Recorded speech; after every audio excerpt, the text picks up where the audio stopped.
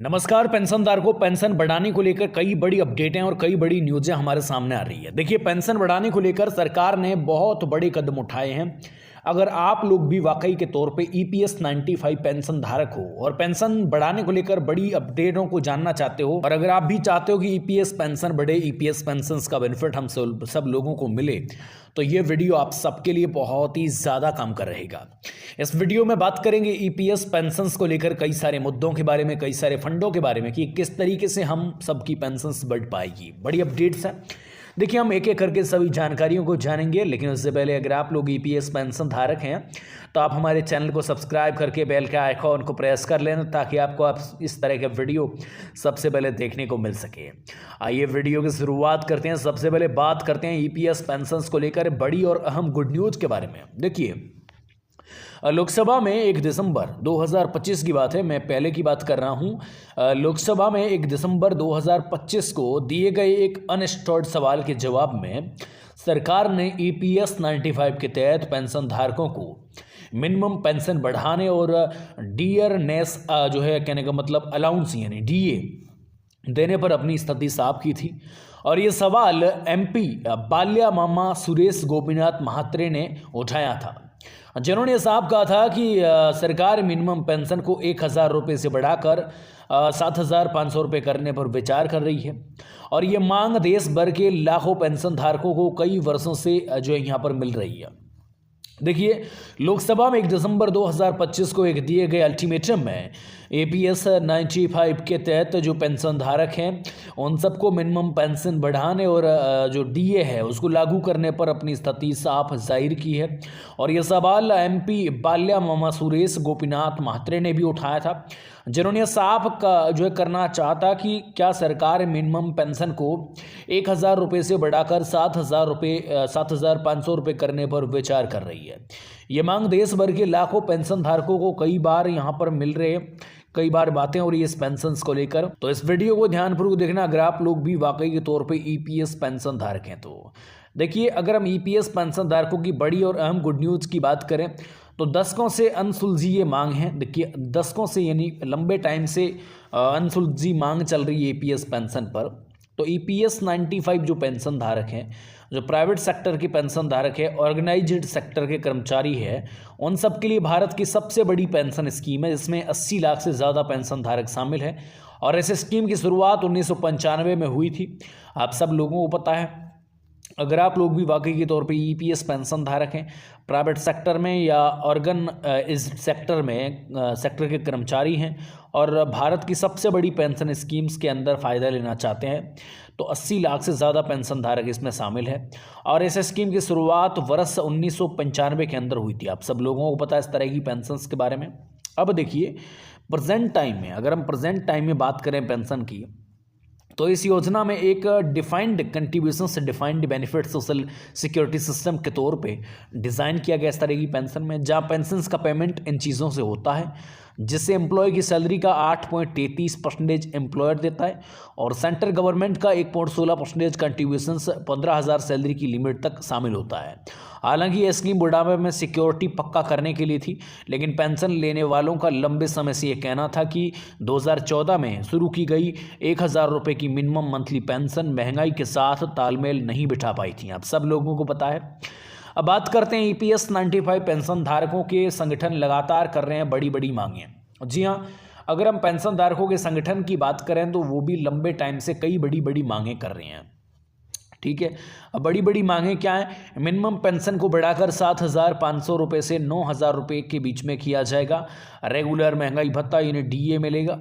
ज़्यादा पेंशन फ़ायदों को लेकर फिर से शुरू किया जाएगा। ज़्यादा पेंशन के बेनिफिट्स भी आप सब लोगों को मिल पाएंगे। पेंशन को गुजारे लायक बनाने के लिए स्कीम में बड़े बड़े बदलाव भी किए जाएंगे। और इसके अलावा यहाँ पर एक बहुत बड़ी चीज़ ये है कि मिनिमम जो पेंशन है वो 7,500 रुपये से 9,000 रुपये तक यहाँ पर की जाएगी। अब आगे बात करते हैं EPS पेंशन को लेकर क्या बड़े बड़े अपडेट्स और क्या क्या बड़े बड़े सवाल आ रहे हैं, उन सब के बारे में बात करते हैं क्लियर तौर पे। ठीक है, फिलहाल क्या प्रेजेंट टाइम में अपडेट्स आ रही है, क्या प्रेजेंट टाइम में न्यूज़ आ रही है, उसके बारे में विस्तारित इन्फॉर्मेशन आपको बताते हैं। देखिए, अगर हम बात करें दशकों से अनसुलझी मांग जो है वो यहाँ पर क्या है, प्राइवेट सेक्टर और ऑर्गेनाइजिंग सेक्टर से कर्मचारियों को किस तरीके से बड़े बड़े बेनिफिट्स मिल सकते हैं। देखिए दशकों से अनसुलझी ये मांग है। EPS 95 प्राइवेट सेक्टर और ऑर्गेनाइज्ड सेक्टर के जो कर्मचारी है उन सबके लिए भारत की सबसे बड़ी पेंशन स्कीम है, जिसमें 80 लाख से ज़्यादा पेंशन धारक शामिल है। इस स्कीम्स की शुरुआत वर्ष 1995 के अंदर की गई थी, इसलिए इस पेंशन का नाम EPS 95 है। इस योजना को एक डिफाइंड कंट्रीब्यूशंस यानी डिफाइंड बेनिफिट सोशल सिक्योरिटी के सिस्टम पर डिज़ाइन किया गया था, जहाँ पेंशन्स का पेमेंट इन चीज़ों से होता था, जैसे एम्प्लॉय की सैलरी 8.33% एम्प्लॉयर देता है और सेंट्रल गवर्नमेंट का 1.16% कंट्रीब्यूशंस 15,000 सैलरी की लिमिट तक शामिल है।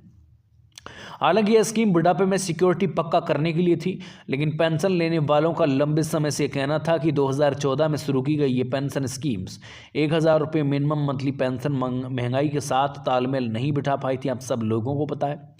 अब देखिए, अगर हम EPS पेंशन की बात करें तो EPS 95 पेंशन धारक जो लगातार बड़ी बड़ी मांगें कर रहे हैं। बड़ी बड़ी मांगें ये है कि मिनिमम पेंशन को बढ़ाकर 7,500 रुपये से 9,000 रुपये तक किया जाएगा। ये बड़ी बात है, ठीक है। EPS पेंशन में सबसे बड़ी बात है मिनिमम पेंशन को 7,500 से 9,000 रुपये के तौर पे किया जाएगा। रेगुलर महंगाई भत्ता यानी DA जो है वो भी यहाँ पर आपको दिया जाएगा।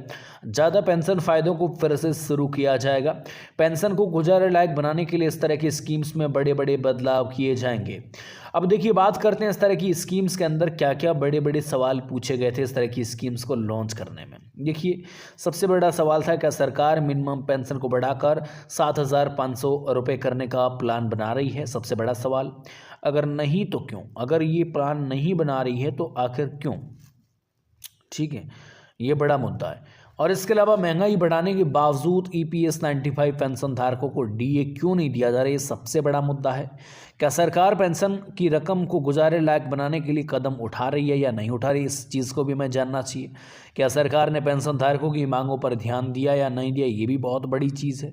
अगर हाँ तो क्या एक्शन लिया गया? ये भी बहुत बड़ी चीज़ है। इस वीडियो में हम जानेंगे पेंशन की बड़ी अपडेट्स पर।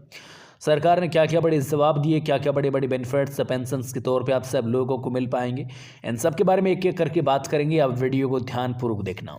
देखिए, सरकार ने कहा है कि अभी तक कोई ऐसा प्लान नहीं है। लेबर ऑफ एम्प्लॉयमेंट राज्य मंत्री शोभा कंदलाजे ने स्कीम्स की फाइनेंशियल दिक्कतों के बारे में डिटेल में बताया। पेंशन बढ़ाकर 7,500 करने का कोई प्रपोजल नहीं है। सरकार का ये कहना है कि वह अभी मिनिमम पेंशन बढ़ाने पर विचार कर रही है बेसिक तौर पे। आगे बात करते हैं फंड एक्चुअल जो है डेफिसिट किया है उसके बारे में बात करते हैं। तो देखिए, EPS फंड के आखिरी वैल्यूशंस की बात करें तो उसमें स्कीम में एक्चुअली डेफिसिट जो है वो फंड का मौजूद कंट्रीब्यूशंस है और भविष्य की सभी पेंशन लाइबिलिटीज़ को पूरा करने के लिए काफ़ी नहीं है। इस फाइनेंशियल स्टेज के कारण सरकार का तर्क यह है कि बिना किसी नए फंडिंग मॉडल के कहने का मतलब है कि पेंशन अमाउंट बढ़ाने से डेफिसिट बढ़ सकता है। मिनिमम 1,000 रुपये की पेंशन जारी है। अभी सरकार 1,000 रुपये की मिनिमम मंथली पेंशन का पक्का करने के लिए बजटरी सपोर्ट देती है। यह हर EPS 95 के मेंबर के लिए सैलरी के 1.16% और उसके लंबे समय से चल रहे आ रहे कंट्रीब्यूशंस के अलावा है। और डियरनेस अलाउंस क्या, इसकी बात करें तो मंत्री ने EPS 95 पेंशन धारकों के लिए DA का वादा नहीं किया है, क्योंकि ये स्कीम्स एक तय योगदान पर आधारित है, न कि सरकारी पेंशन्स का तरफ पे लिक्विड स्ट्रक्चर पर है। इसलिए DA EPS फ्रेमवर्क का भी हिस्सा नहीं है। एक बड़ी